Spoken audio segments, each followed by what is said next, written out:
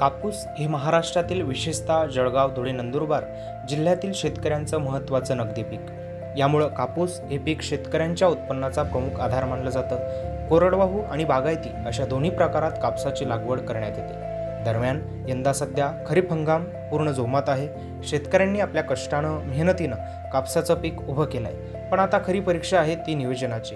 यामध्ये खत व्यवस्थापन, कीड नियंत्रण, पाणी नियोजन आणि शेवटी त्यातून मिळणारं उत्पादन. आणि म्हणून कापूस लागवड झाल्यानंतरच्या महत्त्वाच्या टप्प्यांवर शेतकऱ्यांनी नेमकं काय केलं पाहिजे, यासाठी शेतीतज्ञ श्री सुनील रंगराव पाटील यांनी शेतकऱ्यांना मार्गदर्शन केलंय.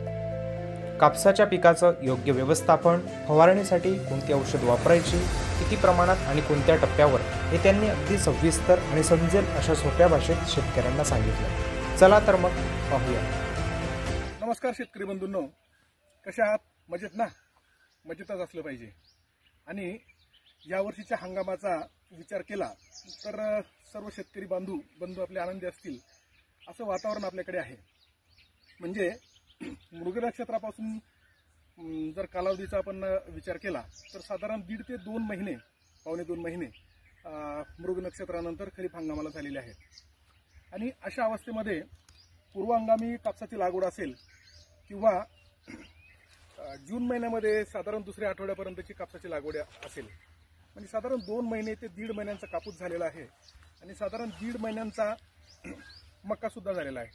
कारण आपल्या भागामध्ये म्हटलं तर कापूस हा एक मुख्य पीक येतं आणि त्यानंतर मका हे दुसरं नगदी पीक शेतकऱ्यांसाठी आहे. आपण ज्या क्षेत्रामध्ये आहोत या ठिकाणी देखील हा कापूस साधारण 1.5 पावणे 2 महिन्याचा झालेला आहे. आणि सर्वदूर साधारण कमी अधिक फरकाने कापसाची परिस्थिती साधारण या अवस्थेमध्ये आहे. म्हणजे याला फुलं लागलेत, पात्या लागलेल्या आहेत. आणि वाढीच्या अवस्थेच्या अनुषंगाने विचार केला तर साधारण 2 ते 2.5 फुटापर्यंत त्याची उंची आणि त्याच्या दरम्यानचा त्याचा व्हेजिटेटिव्ह ग्रोथ म्हणजे एकंदरीत डेरा झालेला आहे. याच्यामध्ये बेसिक जर आपण बोलायचं म्हटलं तर कापूस लागवडीपासून आपण बेसल डोस नंतर खतांचं व्यवस्थापन करायला पाहिजे. बहुतेक शेतकरी करतात किंवा त्याच्यानंतर ते थोडंसं लेट होतं. मात्र आपण ज्या अनुभवाने बोलतोय तो विषय असा आहे की साधारण कापूस लागवड करताना एकरी 3 ते 4 बॅग सुपर फॉस्फेट आणि 25 किलो युरिया याचं मिश्रण आपण लागवड करताना जर वापरून घेतलं तर पिकाची वाढ ही अतिशय जोमदार चांगली होते. आणि त्यानंतरच्या पुढच्या वाढीमध्ये त्या सुरुवातीच्या बेसल डोसचा त्या पिकाच्या कालावधीमध्ये वाढीमध्ये खूप चांगला फरक आपल्याला दिसून येतो. त्याच्यानंतर साधारण 2 महिन्यामध्ये खताचा दुसरा टप्पा आपण द्यायला पाहिजे. त्या दरम्यान म्हणजे कापसाला काही प्रमाणामध्ये फळं तयार झालेली असतात, म्हणजे कैऱ्या तयार झालेल्या असतात, बऱ्यापैकी फुलं असतात आणि पात्या पण लागलेल्या असतात. याच्यामध्ये खतांचा हा टप्पा जर आपण या पद्धतीने पूर्ण केला तर दुसऱ्यांदा आपण देत असताना साधारण 10-26 हे मिश्र खत जे आहे त्याच्यामध्ये NPKचा बॅलन्स बऱ्यापैकी येतो. एकरी साधारण आपण 2 बॅग याप्रमाणे जर दिलं तर मला वाटतं वॉटर सोल्युबल किंवा अन्य जो खर्चिक खतांचा जो डोस आहे तो आपल्याला देण्याची फारशी गरज उरत नाही. याच्यामध्ये खतांचा जर आपण बॅलन्सिंग विचार केला, नायट्रोजनयुक्त खतं जर कमी वापरली तर हे झाड आपण जे पाहतो आहोत या ठिकाणी याची जी ब्रांचिंग झाली आहे तर फळफांद्यांमध्ये साधारण एक 4 इंचाचा अंतर, त्यानंतर पुढच्या फळामध्ये साधारण 3 इंचाचं अंतर असं साधारण जर येत राहिलं तर आपण असं समजायचं की आपल्या झाडाचं आरोग्य, त्याची वाढ योग्य पद्धतीने होते. याच्यामध्ये वाढ आपण केवळ वाढीत जर पडलो तर बरेच शेतकरी बंधू आमचे युरिया या खताचं प्रमाण जास्तीचं वापरतात. अलीकडे युरियाच्या अनुषंगाने खूप आपल्याकडे खूप दांगडू झालाय आपण पाहतोय. म्हणजे शेतकऱ्यांच्या अपेक्षेप्रमाणे युरिया मिळत नाही असं त्यांना वाटतं. पण मात्र अशा पद्धतीने शेती करत असताना पावसाळ्यामध्ये पाऊस पडत असताना नॅचरली नायट्रोजनेशन होतं आणि पिकाला नायट्रोजनची आपण म्हणतो तितकी गरज नसते. मात्र ते जर अतिरिक्त वापरलं तर याची ब्रांचिंग वाढते, त्यामुळे पीक खूप वाढलेलं दिसतं. त्या तुलनेनं फळ आपल्या हाताशी लागत नाही. पुन्हा रसशोषक किडींचा अटॅक आपल्या पिकांवरती होतो. दरम्यान याच्यावरती आम्ही काही डायफेन्थ्युरान असलेले घटक, त्याच्यामध्ये थाययुरियाचं एक प्रमाण असतं, ते जर आम्ही योग्य वेळी नाही वापरले, अगोदर वापरले किंवा अजून वाढीसाठी पूरक असणारे जर इन्सेक्टिसाइड वापरले तर त्याच्यामध्ये देखील झाडाची अनावश्यक वाढ होते. त्या तुलनेनं आपल्याला फळं मात्र कमी मिळतात. त्यामुळे आम्ही फवारणीचं वेळापत्रक, खतांचं वेळापत्रक हे व्यवस्थित केलं पाहिजे. कापसाच्या बाबतीत म्हणायचं जर झालं तर मागच्या 2 वर्षापासून जे आपण शेतामध्ये बीटी कापूस लावतो, ज्याच्यामध्ये आळी आणि सकिंग पेस्टला प्रतिरोधक असे जीन्स टाकलेले होते, मात्र उत्तरोत्तर त्या जीन्सची ह्या कीटाणूंना प्रतिकार करण्याची क्षमता कमी झाली. त्यामुळे गुलाबी बोंडआळी असेल, बोंडसड असेल, हे खूप लवकर आमच्या शेतकऱ्यांच्या शेतामध्ये हा उपद्रव दिसायला लागला. आणि याच्यामध्ये होतंय काय की अलीकडे जसं किडींची रोग प्रतिकार शक्ती वाढली, त्याच्यामुळे त्यांचं अटॅक करण्याचं, नुकसानीचं प्रमाण देखील वाढलंय.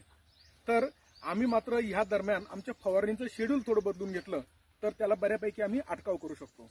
म्हणजे सांगायचं झालं तर डेलिगेट सारखं एक औषध असेल की जे विशेषतः थोडं खर्चिक आहे, मात्र ते परिणामकारक खूप चांगलं आहे.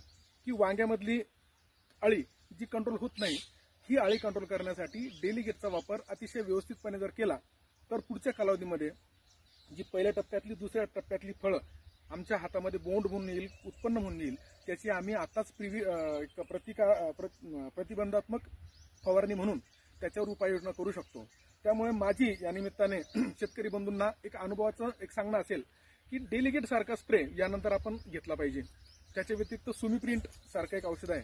मला हे नाव घेण्यात, कुठल्या कंपनीचं नाव घेणे हा उद्देश नाहीये, मात्र त्याच्यातले जे घटक आहेत ते इतर दुसऱ्या कुठल्या कंपन्यांच्या उत्पादनामध्ये असेल तर आपण ते देखील वापरू शकतात. मात्र माझ्या अनुभवातून डेलिगेट सारखा विषय असेल किंवा सुमीप्रिंट सारखा असेल, आलटून पालटून या इन्सेक्टिसाइडचा आपण जर वापर केला, 1-2-3 फवारण्या जर काळजीपूर्वक केल्यात, त्याच्यामध्ये आपण स्टिकर जरूर वापरा.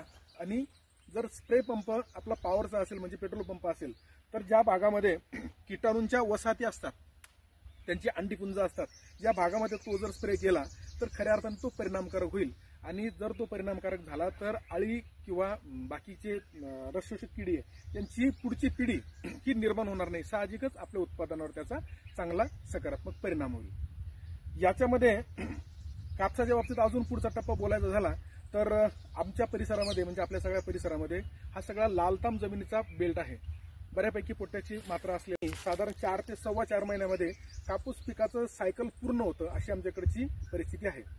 त्यामुळे जर आम्ही खतं योग्य वेळेवर, फवारण्या योग्य वेळेवर केल्या आणि 2 वेचण्या झाल्यानंतर जर आम्ही पाणी द्यायचं त्याला थांबवलं तर 4 महिन्यांचं सायकल, 4.25 महिन्यांचं सायकल आमचं पूर्ण होतं. दरम्यान 65 ते 70 दिवसामध्ये हा जो वरचा भाग असेल कापसाच्या पिकाच्या शेंड्याचा, हा आम्ही जाणीवपूर्वक खुडून घेतला पाहिजे. म्हणजे 60 ते 65 दिवसामध्ये ह्या कपाशीच्या झाडावरती 25 ते 30 कैऱ्या तयार असतात आणि 25 ते 30 पुन्हा फुलपात्या, म्हणजे कच्चा माल त्याच्यावरती तयार असतो. आपण जर याचा शेंडा खुडला तर उर्वरित फुलपात्या याची लवकर पक्वता होते आणि 30 जर त्याच्यावरती फुलपात्या असल्या तर 25 तरी आपल्या हाताशी लागतात. मात्र आम्ही शेंडा जर त्याचा खुडला नाही तर झाडाची प्रवृत्ती वाढीकडे असते, तो व्हेजिटेटिव्ह ग्रोथकडे जातो आणि असलेल्या त्याच्यावरती 25-30 फुलपात्यांपैकी केवळ 10 कैऱ्या आमच्या हाताशी लागतात, बाकीच्या फुलपात्या ह्या ड्रॉप होतात, असा माझा अनुभव आहे. आणि साहजिकपणे जर आम्ही त्याच्या वाढीकडे, त्याला थांबवण्याकडे आमचं दुर्लक्ष झालं तर तो नेहमी हिरवा दिसेल, त्याच्यावरती फुलपात्या लागेल आणि ह्या फुलपात्या लागल्यानंतर माणसाची भावना असते की प्लॉट खूप मस्त आहे, खूप उंच वाढला आहे, आम्ही फक्त त्या हिरव्यागार प्लॉटकडे पाहतो. मात्र ज्याच्यातून आम्हाला खिशात पैसे मिळाले पाहिजे त्याचं गुणोत्तर, त्याचं गणित मांडताना आमची थोडी गफलत होते.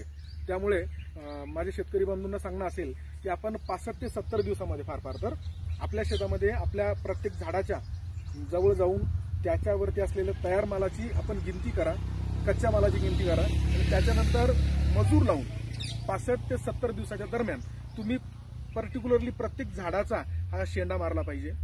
अशा पद्धतीने जर केलं तर आम्ही कापसाचं पीक साधारण 4 महिन्यामध्ये पूर्ण करू शकू. 4 महिन्यांचा कालावधी पिकासाठी योग्य ठरतो, त्या दरम्यान त्याची पूर्ण अवस्था होतात आणि आमच्या हातामध्ये कापूस येतो.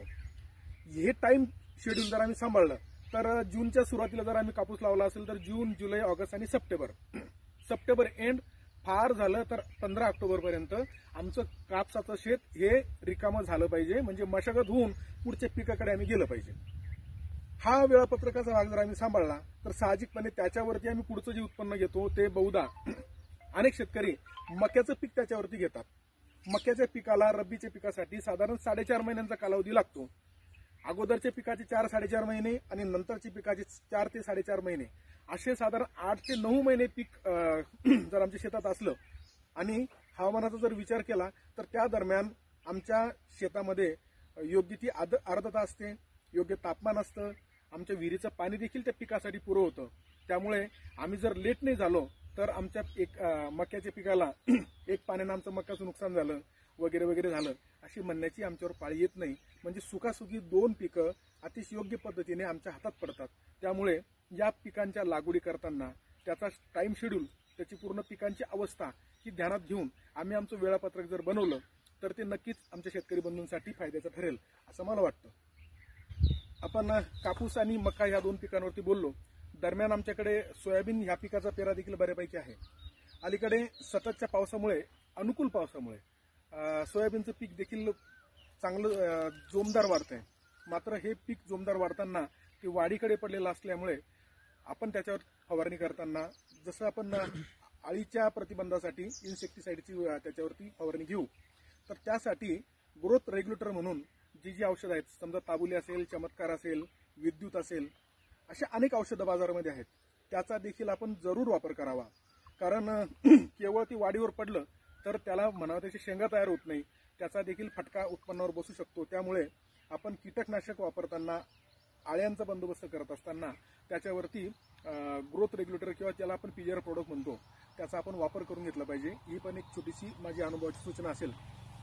आज आम्ही खडकदेवळामध्ये आहोत. जिबू उर्फ विश्वासजी ठाकरे यांचं शेत आहे. यांनी मला वाटतं जूनच्या सुरुवातीला हा कापूस लावला. 5 जूनची लागवड आणि अतिशय जोमदार हा कापसाचा प्लॉट आहे. 4x3 अशा अंतरावर त्यांनी लागवड केली आणि छानपैकी सगळ्या अवस्था अतिशय उत्कृष्ट पद्धतीने पूर्ण झालाय असं या ठिकाणी दिसतंय. तर माझी विनंती असेल शेतकरी बंधूंना, याच्यामधून सूचना म्हणून किंवा एक अनुभवाचं बोल म्हणून आपल्या समोर ज्या 2-3 गोष्टी आल्या आपण जरूर याचा आपल्या कामामध्ये अंतर्भाव करा अशी विनंती असेल. धन्यवाद.